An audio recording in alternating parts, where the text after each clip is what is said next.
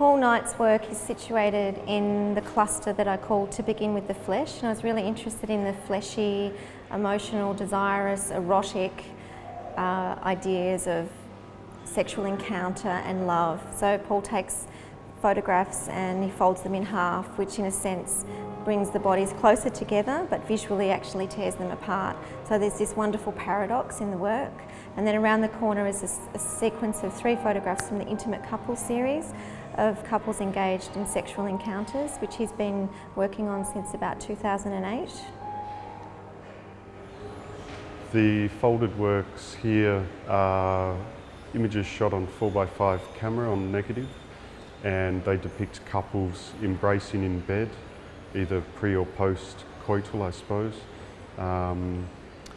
And the photographs, after they've been printed, have a folded intervention made to the print, which obscures part of the image. Most of them are one print that's been folded, but some of them are 2 prints combined, or 3.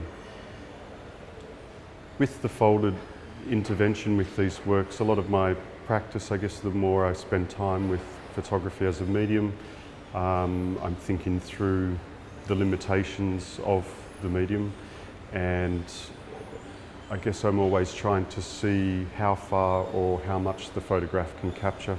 And with these works, a lot of my interest was in sort of employing a failure of photography to be able to capture the space between 2 people and make add something to the flat surface of the image to actually hopefully generate a situation where it captured the territory of the subject matter I was aiming for.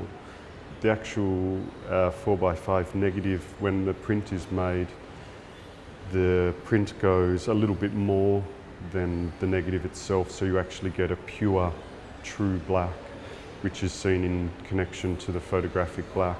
And I guess with these works and photography, you're always, well, with photography definitely, you're always working between pure white and pure black. So with these works, I'm trying to leave in all the matter of photographic black and all the processing scratches and marks, all the artifacts of making a photograph. So letting all the failures and the vulnerability of the photographic object itself stay in the print, and use them as a way to hopefully connect to the psyche or the situation between the people in the images. And to make, I guess in a way, I'm trying to make the photograph as vulnerable as the subject matter I'm trying to sort of engage with. A lot of my work revolves around couples, and the sexual language between couples is a very sort of important part of a pair bonded relationship. So, and a lot of that, I guess, is we typically understand is expressed in a bedroom.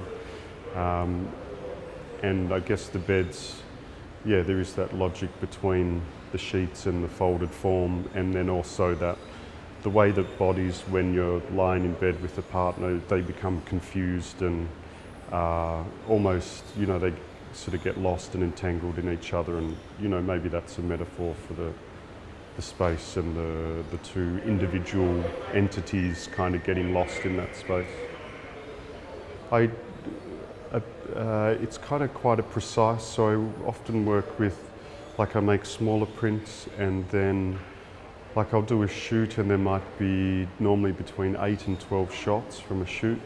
And I try and pre-plan that as much as possible. I work a lot with images from stock libraries of just couples resting in bed, and get a sense of different postures and how the fold might work through a posture. But then there is, in the moment when you take the photograph with the people, there is a natural way that a couple will rest together.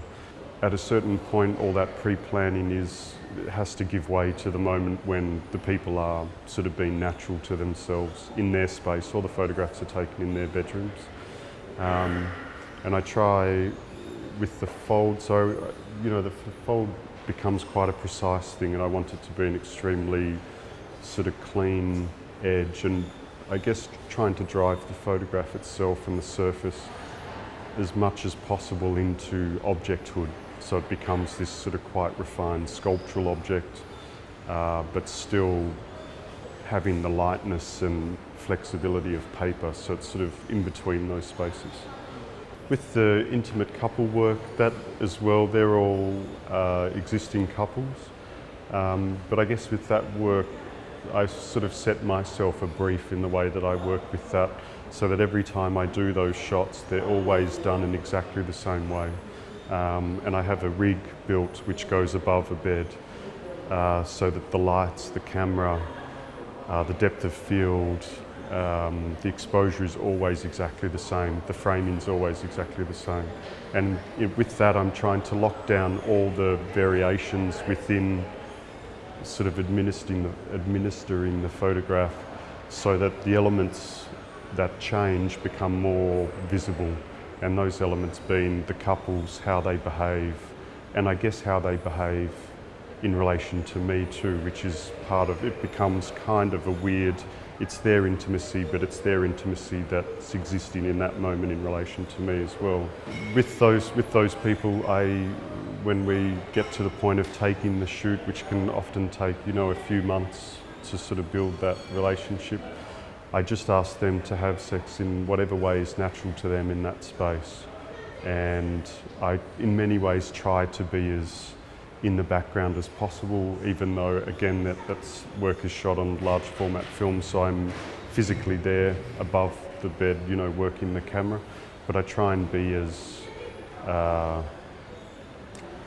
you know, as kind of quiet in the room as possible, I guess. With that work, it is about trying to make an incredibly rigid, almost scientific system, that, like a control group and a subject group, so that the behaviour and the negotiation between them and the potential for their intimacy becomes, in a way, more highly visible because of the format of the work. I think it is quite a clinical way of sort of looking for sexual language or love within sort of a photographic space, but I think the point of that clinical look is to try and drive it just slightly away from pornography and confuse that read, so that people, I think some people would think that it is pornographic because of the nature of the content, but hopefully by the way that I'm shooting it and from the above point of view, which is a sort of non-typical way of looking at that